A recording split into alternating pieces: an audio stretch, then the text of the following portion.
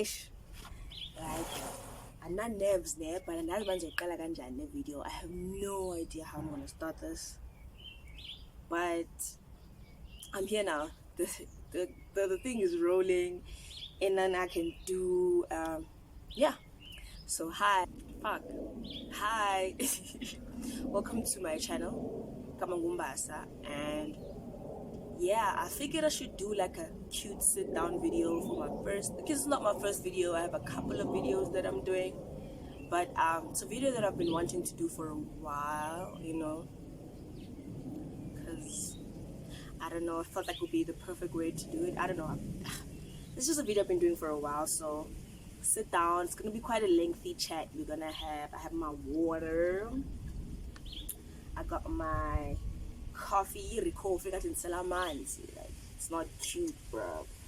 It's not cute, but anyway, I was craving coffee and I haven't had coffee in a while, so I'm just having this, I guess. I hope you guys can hear me, but I think I should just speak a bit louder. So I got my journal for this one because but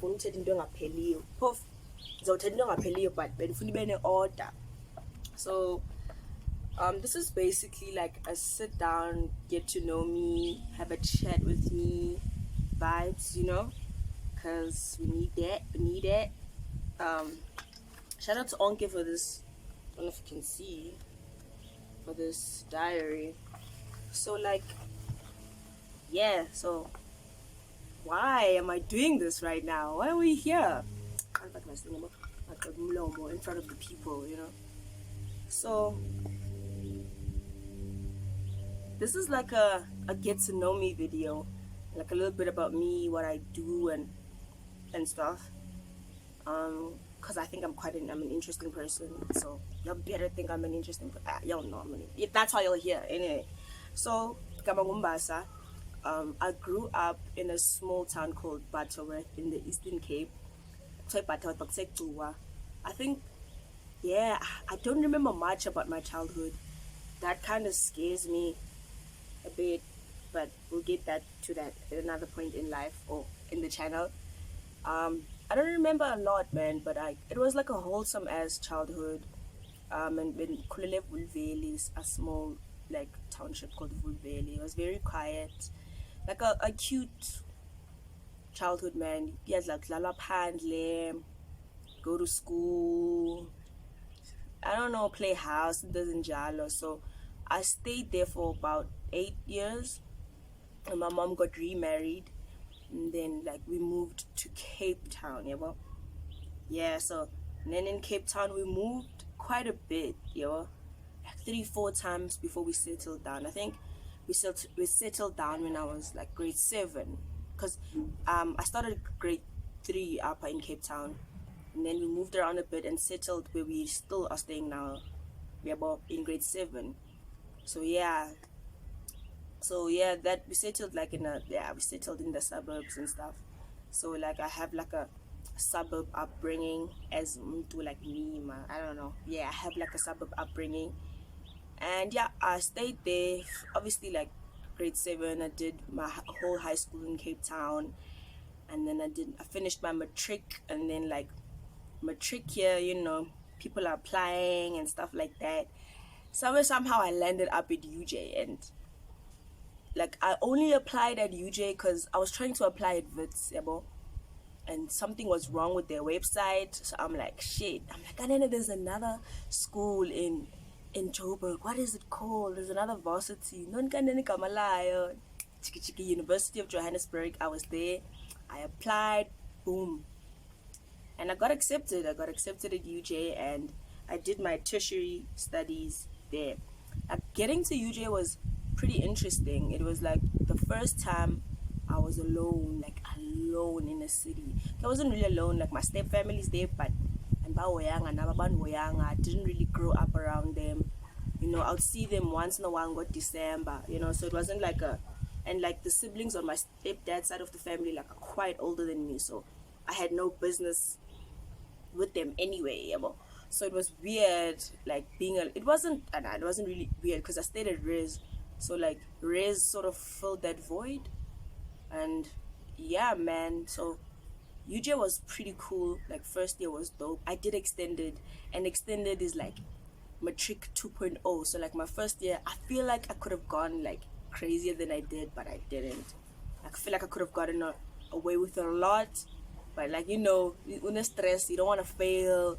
It's varsity. Everyone says you get to varsity, your first day you fail and all of that shit. So I don't know. I had a point to prove to myself, I guess. So when I got to UJ, like I got to UJ, and UJ I saw they had like um an art center or whatever. So I was like, what's this? And they had drama, they had all of that stuff. I'm like, like the inner creative in me was like, what is going on? So um so I was like, okay, let me go check out. I spoke to my friend Lindy because I think she wanted to do like dancing or whatever. I'm like, dude, let's like go check out what's happening at the art center and just ask around because I was curious to see what are people doing there. So I hope this is recording. Damn, I didn't even check. Anyway, it's okay. So me and Lindy, we go to the art center. We get to the reception, and I'm like asking this lady. I'm like, yo, so what's going on, Apa? I want to do drama. How do I do drama and all of those things? And then the lady's like, excuse me. The lady's like, she was a cool ass lady. She was Xhosa. She was also from Cape Town, so you know, you know. But anyway, so so she's like, oh snap, like auditions are already done auditions for the year. So, but like, I can like talk to someone for you maybe, and maybe we can schedule an audition or something like that. And as she's saying that, this guy walks past. So she's like, oh, Ayanda, we've got a drama student here. She's a bit late for auditions, but she'd love to join drama and stuff like that. And he's like, oh yeah, bring her up right now. I'll give her a script. She can just audition and we'll see how it goes. I'm like, okay, yeah, I can do that. Like, acting all calm and shit. Inside, I'm freaking out. I'm like, this nigga wants me to like audition on the spot. Like, what the hell is going on? What's going on? So anyway, I get the script. I don't even remember what the script was. Sorry. So I don't remember what it was written, what it was about. But anyway, I did the audition, nervous as hell. But that's nerves are always good, I guess, because they drive you. I don't know. I think I work well under pressure. I think so. Or maybe it's the illusion. We don't know. So yeah, so I got in like on the spot, and it's like, yeah, you're in.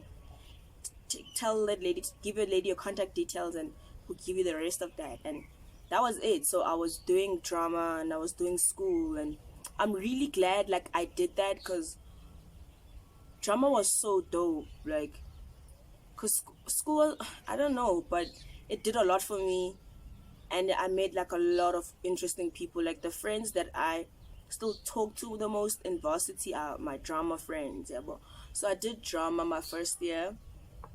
Then when we were doing drama, I found out like there's a group of people that get to go to Grahamstown, yeah, but at NAF, National Arts Festival. Not Grahamstown, Makanda. Excuse. No longer Grahamstown, it's Makanda now. So I was like, yo, I want to do that next year. Next year, my goal is to make it into a play that goes to the National Arts Festival. So fast forward the following year, I auditioned. I think it was Lord of the Flies that was going to NAF. I auditioned for Lord of the Flies, made it. I played Simon.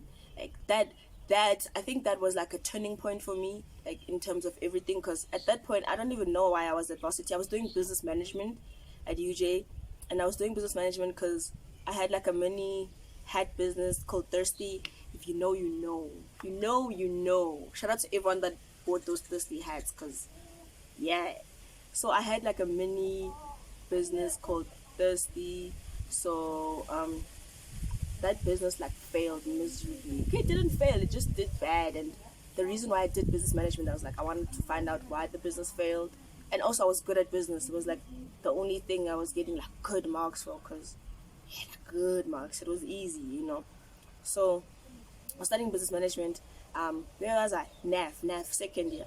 So I made it to Lord of the Flies, and I met like my closest friends that year. Like my second year of varsity was like that year. First year was cool and stuff like that. And the friends I had at first year was cool. We had the same values and the same morals, but you know, we didn't click like that. Yeah, but so second year was that year where I met friends where we clicked, and I was like, what is going on? You know, everything just almost made sense. Well, in terms of like social life and stuff, everything made sense. You are, I knew it, guys. Ish. So in terms of my social life and stuff, everything made sense. So I'm going to NAF, yeah, but we rehearsing.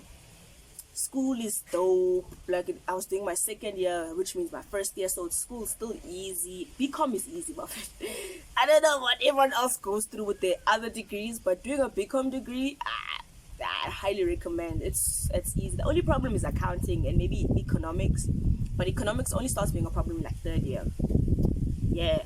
So we went to NAF. I think NAF was like in June. So June holidays I spent in res. I was still staying in res, and I think I had like a week to myself only. But even that was cut short. But anyway, so we went to NAF, and I think NAF was that turning point where I'm like, what am I doing? Like why am I? It wasn't like a why am I at school vibes. I knew why I was at school, like, but I like the normal trajectory is to like go to varsity, get like a internship, yeah, boy, and because you're preparing for the work world. And my mind was not there. I don't even. My mind was not even. I was. I don't know. I wish I knew where my mind was at, but it was not there. But when we went to Makanda for the National Arts Festival, it was so cool. They gave us like a stipend to spend on. We got like a all free ticket, whole pass or whatever to all the shows. So the art shows, the comedy shows, the theater shows, concerts and stuff. We got like free tickets, and I was like, yo man, this is like life's good right now. If I could do this for the rest of my life, I will. And it was at that point I was like, yeah, like, there's no going back now. Fast forward to like my final year, which was last year. My final year of varsity was like, yo, like the worst year ever. Like the bird, it was bad, and it was online. Fucking hated online learning. My mental health was in shambles, and everything was just, yeah. And that year I was alone because all my friends were like ahead of me. So Bamke Bonga, they've graduated. All my friends are gone. I also moved out of like on campus race to outside race. Yeah, well, so like that transition was okay because like I love my own company, but it got lonely like a lot. Yeah, well, and just being a quick cute, my mental health was in shambles. Being a right, and school also on this side was fighting, yo. Everything was not okay, and I was just like, you know what? Yeah, I don't know, man. I don't know how I made it through my final year, but I did, and I'm happy that I did. And yeah, like my focus last year was just making it out, like proper alive and stuff like that. And mentally, when you're in third year, you preparing for like to do your honors degree, and you know into serious, man, abantu basebenzayo, office jobs or something with your life. And I was not there at all. I was not applying. Like I thought, I don't know, by the time I thought of applying, most bursaries were gone and all of those things. Like I applied to do my honors, but funding I didn't apply for. And yeah, I was not, there's no way my parents can afford to send me through school because I was funded by NSFAS for my undergrad. And every time I looked at my financial statement, I was like, yo, this is expensive. Yeah, like, and I was thinking like, how would have my mom been able to afford this? Because yo, my mom's a nurse, guys. So I didn't apply for any funding. And I decide by like this time last year, I decided that I'm not gonna do my honors. I don't know what I'm gonna do, but I'm not doing my honors. And yeah, so December went by. I went home. Um, yeah, and then come beginning this year, it was like I was at home, but I'm like, I wasn't aware that I was like I wasn't aware like of the space I was in mentally. But when I look back, it wasn't like cute, but I was handling it well. It was like high functioning slump or whatever. So in the beginning of the year, I was like, shit, like only thing I could do was get a retail job, obviously, because and I get it like because like I get money, I'm not paying rent or whatever. I don't have kids, and I get like discounts of clothing, so that was a plus for me. So I was like, okay, cool. I'm gonna get like a retail job and save up, and like probably leave like Cape Town for a good 3 months, cause coming from varsity and like being free, being able to do whatever I want, do whatever, drink and all those things that people do whenever I want, go out whenever I want, come back home whenever I want. So I was like, I knew that coming home and being confined, like I know what home is like, yeah, but it's my home. So I knew that I was gonna go crazy at some point, and I was gonna have to leave, and maybe um, get a spot for like a 3 months nyana somewhere somehow, and just I don't know. But I knew I had to come back to Joburg. I'm from Cape Town, okay, yeah, Cape. I knew I'm gonna like have to come back to Joburg because Joburg's where it's at. But I didn't know where I was gonna go. I don't have enough money to pay for a spot to stay. But I didn't really overthink it. I literally wrote on my diary that you know one of my intentions for the year was to at least leave the house for 3 months and stay in Joburg and see what I can do, like creatively and stuff like that. So time goes by, and like I'm headed towards like a depression, like a depression. And then in a moment of panic, I think I had been out with my friend. Hi Nomi. I'd been out with my friend, and yeah, we were just having drinks or whatever and catching up because yeah, it's been a while. We were both doing like our final year, it's honors time, and so it was just like that catch up because we were high school friends and stuff. So she had to go like home early and stuff, and she left me behind at the restaurant. Yo, these niggas were hitting on me, and I was not gonna say no because I wanted free drinks. So yo, this guy's just getting shots. Yeah, and I was like, yeah, I was taking them. Ain't nobody say no to shots. So yeah, that night I went home like drunk. Like I didn't even realize how drunk I was until I got home. That was like the drunkest I've ever been going home, because going back home you careful about and too much. My parents don't even know I drink. Tricky situations like that. So I get home, and like I had like a DMC with my little sister. Yeah, so embarrassing. So while we're having that DMC, my mom comes into the room. She just looks at us. So we pause for a bit, look at each other, look at her. We're like, nah, come in. You need to hear this too. Yeah, I have like a DMC. I don't even know what it's about. So after that whole DMC, like the conclusion was that I need to email this lady.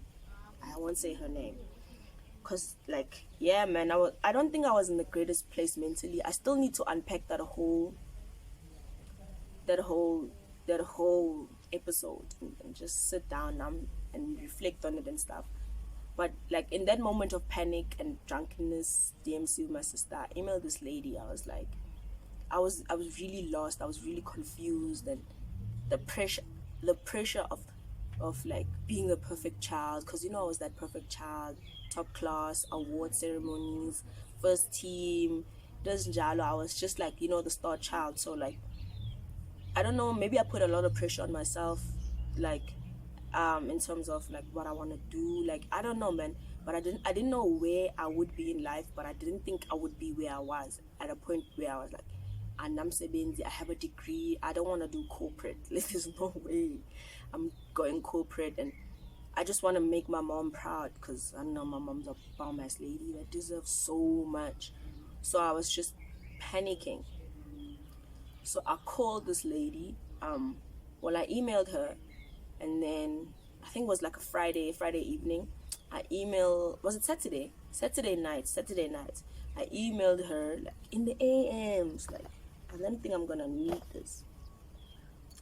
I emailed her in the AMs on some like, yo, like hi, you don't know me, but I know you. Um, I need help. I don't know what I need help with, but I'm not okay, and I feel like you could help me or whatever. So I sent through that email. I wish I could read it, but it's on my phone, and I'm recording with my phone. Maybe I can go. Nah, it's okay. It's okay. So yeah, I sent that email. The next morning on my way to work, hungover as fuck. My eyes are like swollen because I was crying the whole night, the night before and stuff.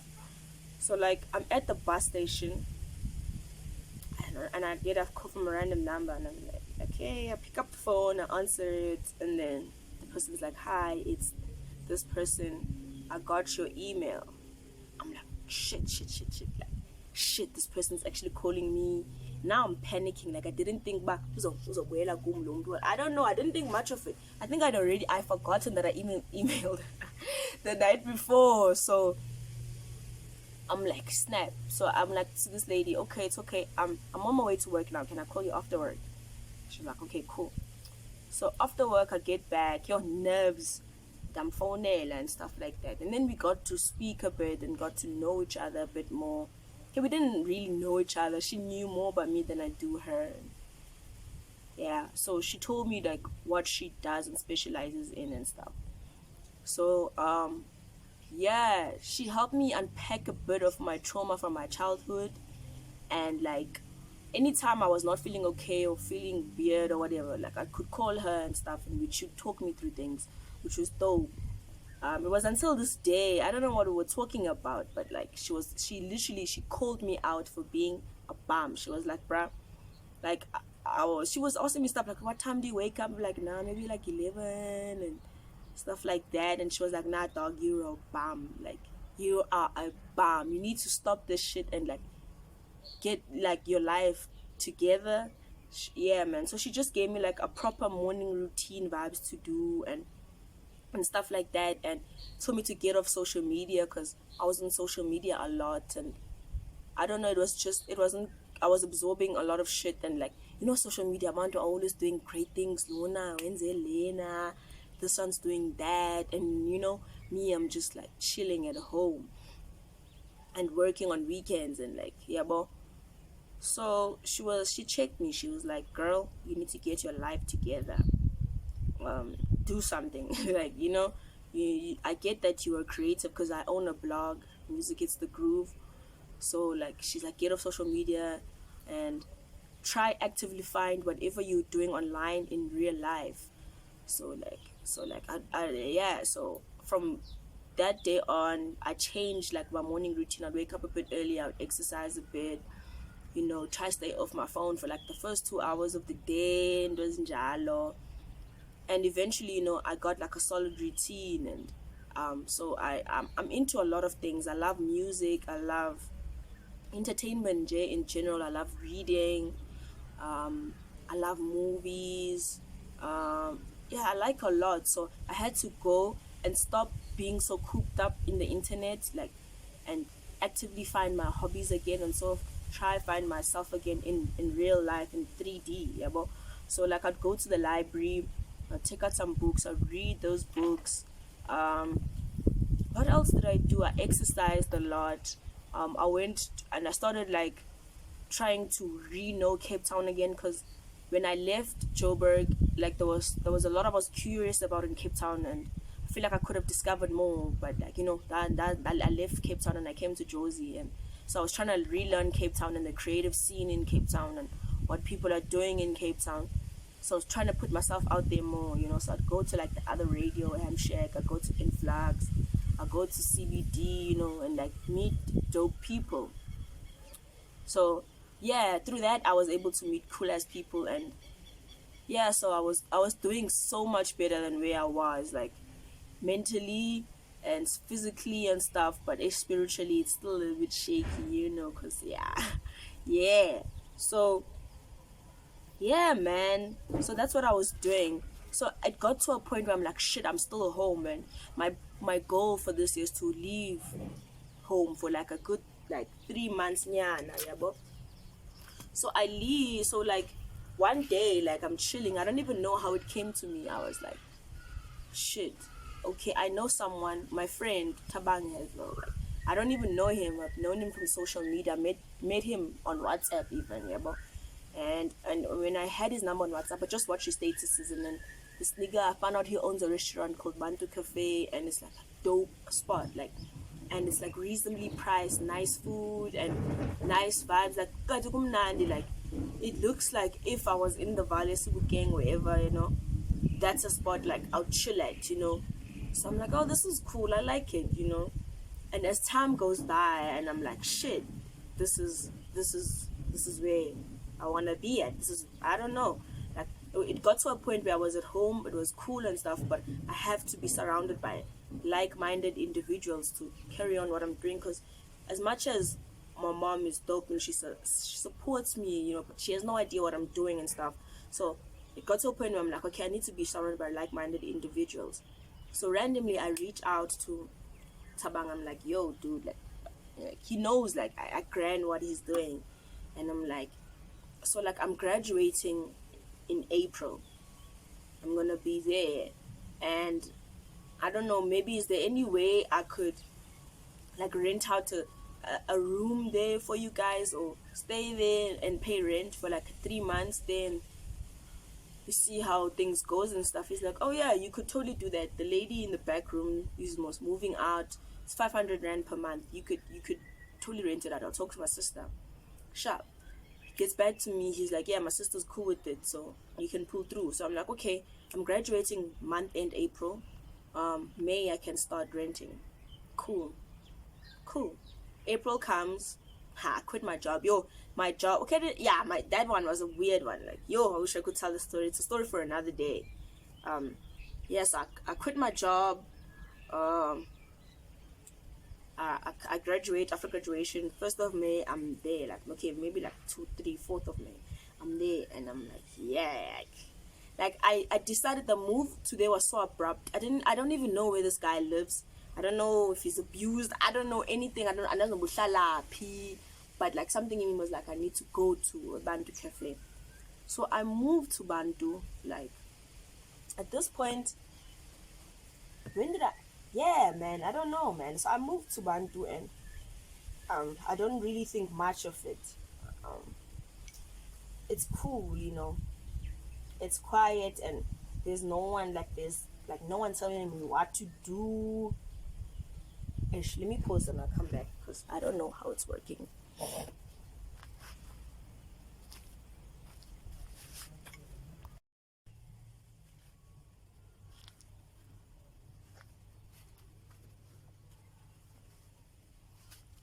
Okay. Ish, I had to switch up the setting and stuff, because yeah, I don't know, the sun was moving, so I felt a bit weird. I hope I didn't sound bona. So I was at Bantu. So at Bantu, like, I thought my stay at Bantu was going to be more spiritual than anything. Like, I really thought it was going to be like spiritual, because I felt that's where I was, because I did mention that, emotionally, physically and stuff like that, I was grand. I was healing a bit, yeah. Well, so I was like, okay, Bantu is where, like, spiritually, things are gonna start, like.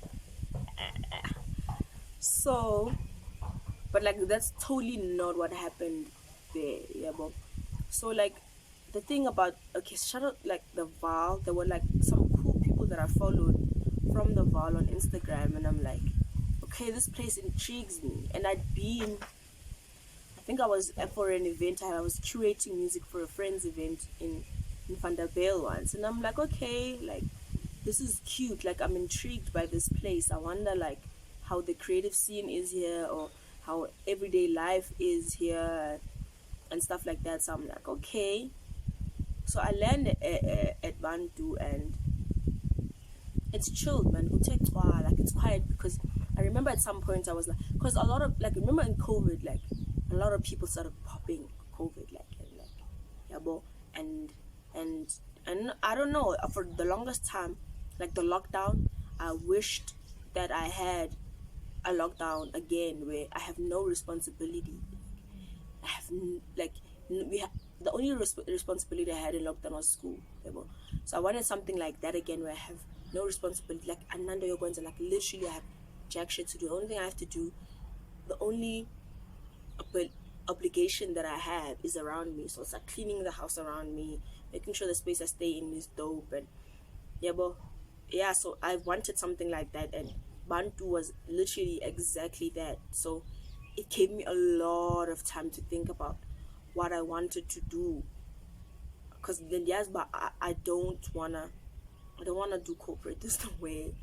Like if I do corporate, I'm gonna be stuck there for the next, I don't know, 7 years, and there was no way I could do that.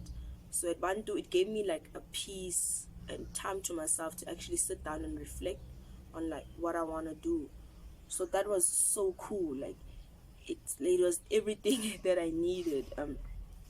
Very much anamsebenzi, I don't work, so I saved the money because I was working at a market on weekends. So the money that I got from there, I saved, and that's how I was gonna live from it. That's what I was living from. But shout out to my mom, she pulled through, because for the longest time my mom was against me going into the creative industry, and being a creative or whatever is something that I've always wanted to do or be.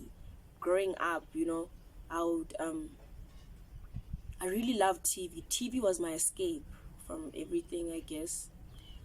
And so yeah, then for actor from a young age, I knew but I wanted to be on TV. Yeah, I knew, and my mom knew. It's something that I've never like stopped wanting to do. Maybe here and there because of other people's influence, but I've always wanted to be on TV, to the point where I think like in grade 8 she saw by you alumdana, like she's doing too much, and she signed me to an agency. I never got any job. I think I got a job once in that agent, and I didn't even make it. Like I replied to like a message they sent about casting. They were like, okay, you in, what hair do you have? And I told them. They were like, they never got back to me. Yeah, but she knew like it's something that I've always wanted to do. So to her it was a thing of this call of and then the hands on buying don't. So like when I was in Bantu, I think that's when she realized, but okay, I'm not serious, and she started supporting me. So okay, my mom, so like so then she was like, okay, like, but I can help you pay the rent or whatever. But like I ended up not having to pay rent. I was literally sleeping on the couch most of the time I was there. But it was beautiful. Like it was like a beautiful 3 months. Like I did a lot. Like I got to draft like what kind of business I have, what I want to do, where I'm trying to take things, and got to sit down and just be one with myself, and born and jiqaba intoni endifuna uyenza, and can ndibe nomntu order. So yeah, what some things that we did there, with like short like podcasts. Like I got to meet other people like pushing, and it was weird to go back. It wasn't weird to go back to the hood, but it was like okay, this is where I'm from, but I moved to the burbs at a young age. So like some things have been conditioned. Like one of the things that I saw within myself that I was there is that I've been conditioned to be scared of black people. Well, we all are conditioned, especially black men. They're fucked up and stuff like that. But it's in our head now. Like I don't know. It was just weird. I was just I was weird. I was conditioned to be scared of staying in the hood and being around black people. But like, it was so beautiful to be around like black people. Black people are some of the dopest, most flyest people out there. Like, yeah, like sinala that thing, and it was just nice to be there. And bear in mind, like Tete Sutupa and Sanos as a Sutupa, but as I went on, I realized that it's very similar to Xhosa. You just gotta listen, like man. But yeah, that's where I'm at now. It's weird, like I don't know. I don't think it's weird being unemployed anymore. I really actually quite like it. Like Nyako, guys, office jobs is in, like y'all are broke and you guys are getting paid. How does it work? Make it make sense. Ni broke lo misebenzi yenu. Kona niyasebenza. Nanjani guys? Stop that shit.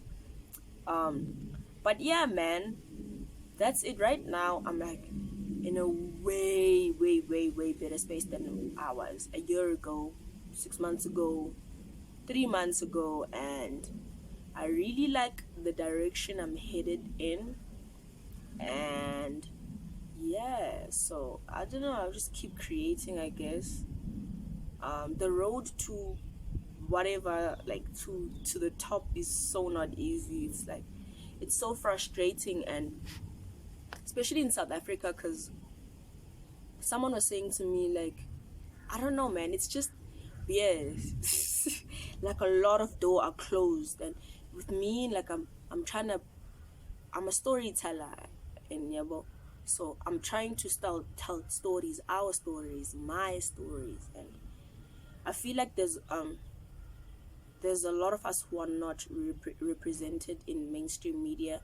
There are a lot of us who don't see ourselves in mainstream media and the stories that are being currently told. Yeah, but so it's kind of frustrating because I already know that. I don't know why I'm trying to break into the traditional media scene, and I still like, still a huge part of me still wants to be like on a SABC show or something magic, but I know now that that's not where I'm supposed to be. Like every time I try head in that direction, I get a like a no. You know you're not supposed to do that. Like you building your own empire, and that's the most frustrating thing, is knowing that you are so talented and so good at something, but it's not for you, yeah, but so you gotta build your own, and building your own is not easy. It's so not easy because like lack of resources for one. But okay, lack of resources is not a thing, because I could make anything work if I wanted to. I could shoot like a series with my phone, you know. But into Sebenza Nabantu is quite difficult, but that's what I'm here to do. I'm brought into this world to bring people together and work with people, and just, I don't know, I guess show people and tell people stories. But I call Lula Londo because Abantu Benz in Dozabo, people want to do their own thing, so it's just like I gotta show you also on top of that, yeah, bo. So yeah, that's my journey at the moment. My journey at the moment is, I don't know, just trying to find my voice mainly. I'm currently experimenting with storytelling through music. So let's see how that goes. Yeah, man. I hope I look back on this one day, and I'm like, yo, look at you, you've come so far. So proud of you. Yeah, but I'm just trying to create, tell stories and live, man. Just live. So yeah, that's it. That's my story for now. It's still developing. It's still got a lot of twists and turns that are coming. But I think I'm excited. Um, I'm very excited for everything that's to come. So yeah, that's me. Welcome to my channel. It's called Sit Back and Enjoy. I hope you guys stay with me, and I hope like the content is about grand, because I still don't know what the hell I'm gonna be doing with this channel, but I'll just be going with the flow, I guess, and hopefully you guys will join me on my journey. Thank you.